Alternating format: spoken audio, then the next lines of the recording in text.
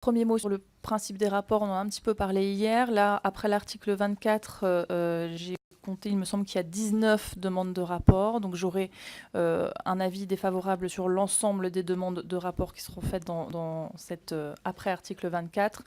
Oui, alors un préambule quand même, hein. Madame la rapporteure, c'est l'expression de l'opposition, c'est l'expression de la démocratie. Si on a envie de mettre 274 rapports, on peut. Par contre, on peut les défendre ou pas. Si votre attitude nous dit il vaudrait mieux qu'on les défende parce qu'on nous dit qu'il ne faut pas les défendre. Si vous faites de l'antiparlementarisme, nous allons alors les défendre, hein. Vous voyez ce que je veux dire?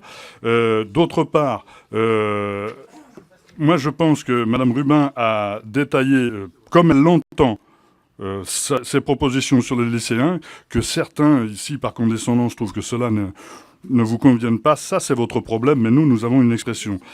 Les lycéens nous ont demandé, parce que nous sommes la représentation nationale, de nous exprimer pour eux, parce qu'ils ne sont jamais entendus. Voilà pourquoi vous avez une série d'amendements comme celui-là.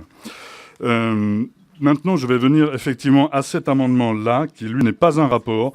La cantine scolaire doit être un lieu d'apprentissage comme un autre. Les élèves doivent pouvoir y trouver non seulement une alimentation saine et équilibrée, mais aussi y découvrir de nouveaux plats, saveurs et accéder à une culture culinaire éventuellement différente de leur culture familiale.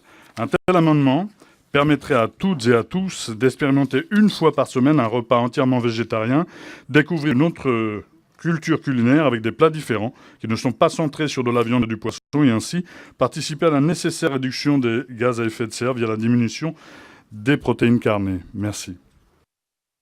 Bien, merci Monsieur Larive. Madame la rapporteure.